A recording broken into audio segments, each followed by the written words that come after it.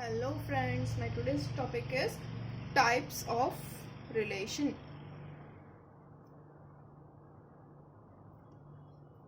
Okay, in types of relation, first one is equivalence relation.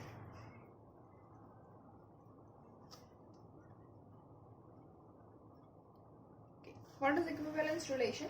A relation R which is defined from set A to itself. Set A is an equivalence relation. For equivalence relation, we have three types of it, which is we have to check three relation, which is reflexive relation.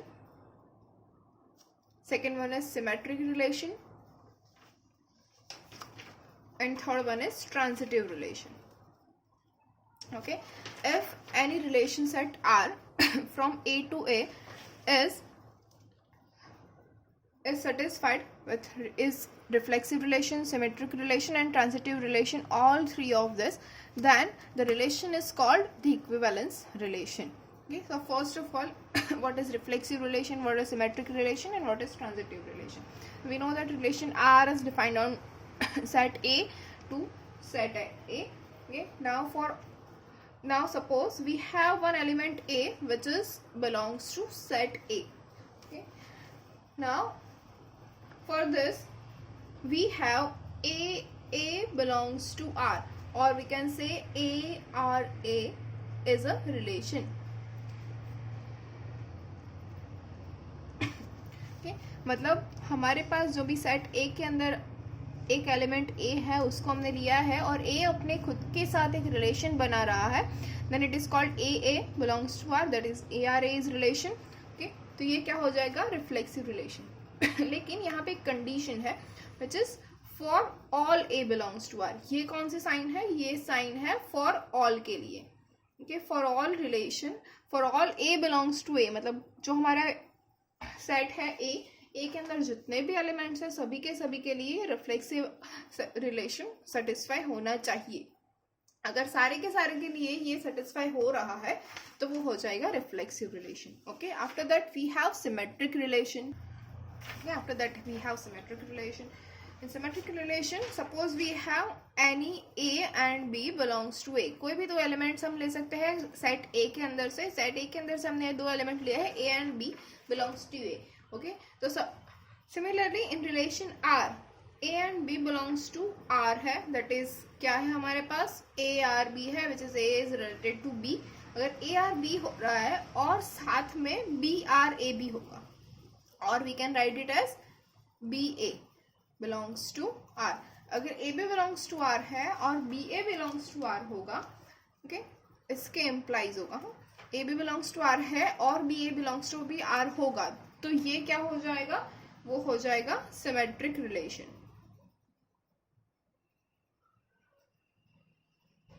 Okay, लेकिन यहाँ पे reflexive जैसी कोई condition नहीं है कि सभी के एलिमेंट्स के लिए होना चाहिए. यहाँ पे फॉर एनी है. ओके, कोई भी अगर एलिमेंट हमारे पास ए बी आ रहा है रिलेशन के अंदर तो बी ए होना चाहिए, सारे के लिए नहीं होता है. जैसे कि सपोज हमारे पास सेट ए है 1 2 and 3. ओके, तो आर के अंदर अगर सपोज है हमारे पास 1 2 तो 2 1 भी होना चाहिए. ओके, फिर है हमारे पास सपोज 2 3 तो 3 2 भी होना चाहिए. ओके, और यहाँ पे अगर सपोज हमारे पास जो रिलेशन सेट आर है वो सिर्फ इतना ही है 1 2 2 1 2 3 and 3 2, तो ये सिमेट्रिक होगा. क्यों, हमारे पास एक ऐसा पैर है विच इज 1 3 जो नहीं है, सिमिलरली 3 1 भी नहीं है, लेकिन 1 3 नहीं है तो उसका रिवर्स 3 1 भी नहीं है, तो ये सिमेट्रिक होगा. जैसे कि 1 2 है तो 2 1 है, 2 3 है तो 3 2 है. इसमें से कोई भी एक भी जो इसका एलिमेंट है वो ऐसा नहीं है, कोई भी पैर ऐसी नहीं है जिसका रिवर्स पोर्शन हमारे पास नहीं है इन सेट आर. ओके, तो ये हो जाएगा सिमेट्रिक रिलेशन. ओके, तो अगर हम रिफ्लेक्सिव में देखें तो रिफ्लेक्सिव के लिए सपोज हमारे पास सेम सेट है 1 2 3. ओके, तो सेट आर क्या होना चाहिए, 1 1 2 2 एंड 3 3. ये तीनों के तीनों रिलेशन आर के अंदर होने चाहिए. सपोज मैं बोलूँ कि 1 1 और 3 3 दो ही है, 2 2 नहीं है. अगर 2 2 नहीं होता तो ये रिफ्लेक्सिव नहीं होता. क्यों, क्योंकि हमारे पास कंडीशन है for all A belongs to ए.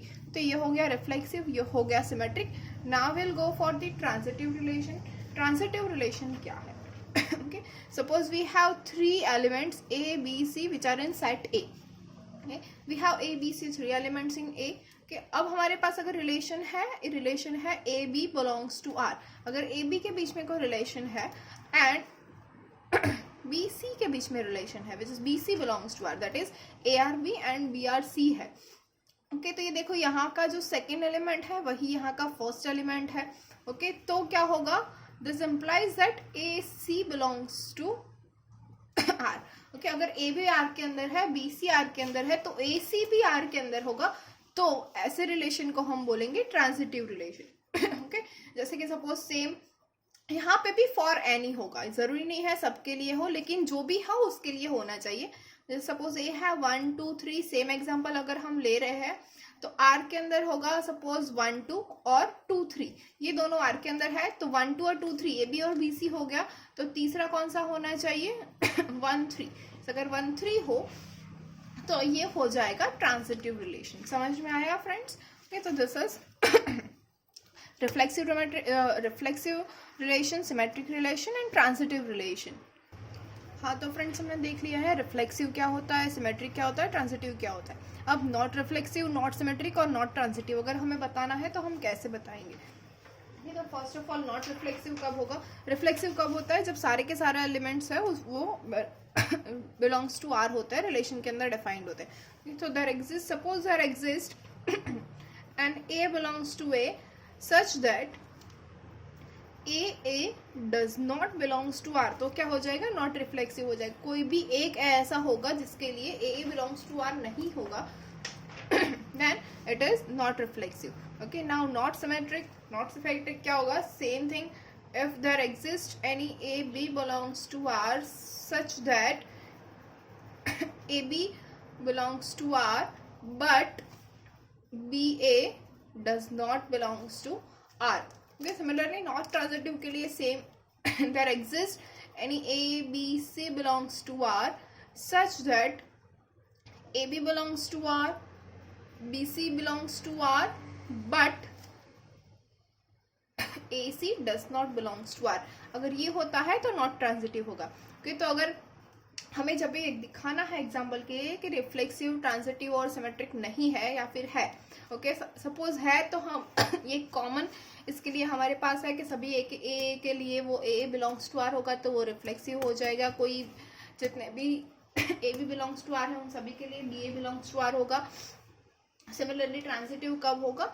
जब ए बी सी के लिए A B belongs to R और B C belongs to R होगा but A C and also A C belongs to R होगा। अगर नहीं है कोई हमें दिखाना है तो हम सिंपली एक काउंटर एग्जाम्पल लेके दिखा सकते हैं सभी के लिए कि कोई अगर हमारे पास ऐसा एग्जाम्पल है जहाँ पे कोई एक ए है जिसके लिए A does not belongs to R है तो वो नॉट रिफ्लेक्सिव हो जाएगा। कोई हमारे पास एक है कि ए बी है जिसके लिए B A does not belongs to R है तो वो नॉट सिमेट्रिक हो जाएगा। सिमिलरली कोई एक एग्जांपल हमारे पास है जहाँ पे ए बी और बी सी दोनों के दोनों आर के अंदर है बट ए सी आर के अंदर नहीं है।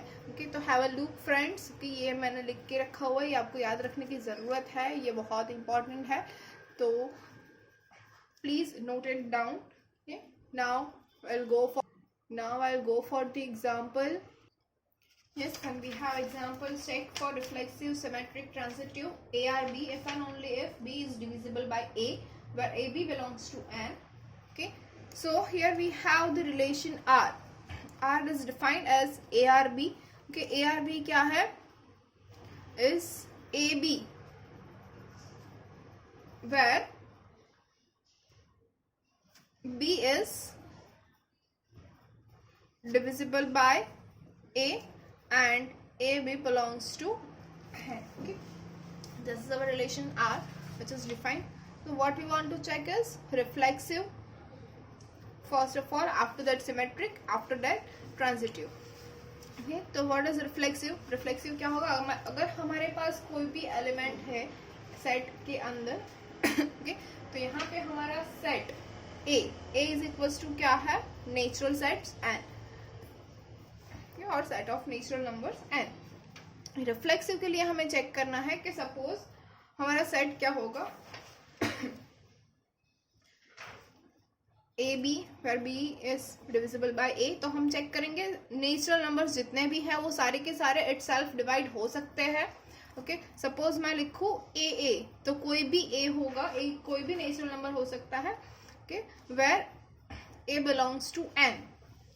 तो उसके लिए क्या ए इटसेल्फ डिविजिबल होगा? तो we all know that any number, any natural number is divisible by itself. So A is divisible by A, तो ये रिफ्लेक्सिव हो जाएगा। Okay, next one is symmetric. Okay, symmetric के लिए क्या है हमारे पास? A B belongs to R. इसको क्या बोलेंगे? अगर A B belongs to R है, it implies B is divisible by A, और नेक्स्ट क्या होना चाहिए रिफ्लेक्ट सिमेट्रिक के लिए? B A belongs to R. इसके लिए क्या होगा? A is divisible by B. Okay, we know that A and B both are natural numbers. Okay, तो अगर ए बी से डिविजिबल है, okay sorry, B is divisible by A, okay, तो क्या ए बी से डिविजिबल होगा? A is divisible by B होगा। Okay, तो ये रॉन्ग है, we know that. Okay, just as example, हमें काउंटर एग्जाम्पल देना है, जैसे कि हमें पता है ये सिमेट्रिक नहीं हो रहा है, तो हम काउंटर एग्जाम्पल देंगे। Suppose we are taking 1 2। Okay, we know that if 1 2 belongs to R, okay, where क्या है 1 and 2 both belongs to N, or also we know that 2 is divisible by 1, but we also know that 1 is not divisible by 2. Okay, therefore 2 1 does not belongs to R. Okay, तो ये क्या हो जाएगा? Symmetric नहीं होगा। Okay,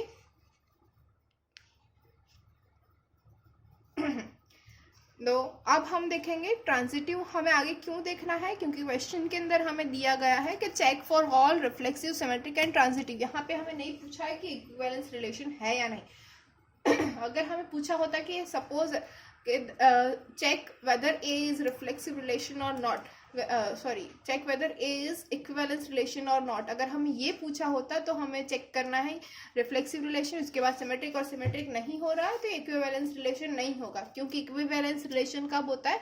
जब वो reflexive, symmetric और ट्रांजिटिव तीनों के तीनों रिलेशन हो तभी। ओके, लेकिन यहाँ पे हमें पूछा गया है कि check for reflexive, check for symmetry and check for transitivity. तो हमने रिफ्लेक्सिव और सिमेट्री के लिए चेक कर लिया है। Now will go check for the transitivity. Okay, so suppose we have A, B and C, okay, which is belongs to N.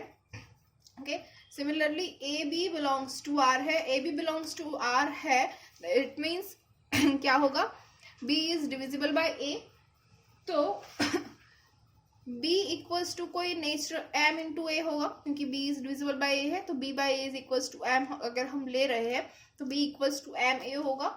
Similarly B, C belongs to R है, तो C is equals to any n into B होगा। ये m और n कोई natural number हम एक constant suppose कर रहे हैं, तो b equals to m into A and c equals to n into B होगा। यस होगा।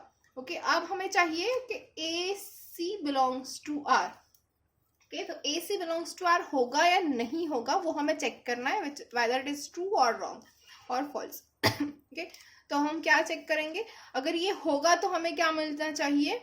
इस हिसाब से अगर हम देखें तो b equals to M A मिल रहा है, c equals to N B मिल रहा है, तो हमें क्या मिलना चाहिए? c equals to any number into a।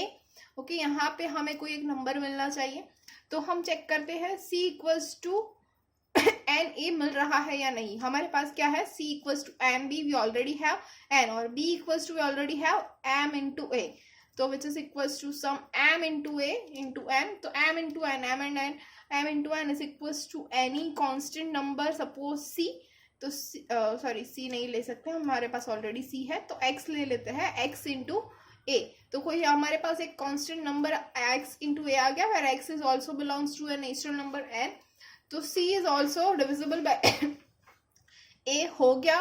Okay, तो ये हमारा कौन सा होगा? ट्रांजिटिव रिलेशन भी हो गया। तो ये रिलेशन जो है वो रिफ्लेक्सिव भी है और ट्रांजिटिव भी है, लेकिन सिमेट्रिक नहीं है। ओके, तो फ्रेंड्स हाँ तो फ्रेंड्स, होपफुली आप लोगों को समझ में आ गया है व्हाट इज इक्विवेलेंस रिलेशन, और इक्विवेलेंस रिलेशन के अंदर हमने रिफ्लेक्सिव, सिमेट्रिक और ट्रांजिटिव रिलेशन किया है.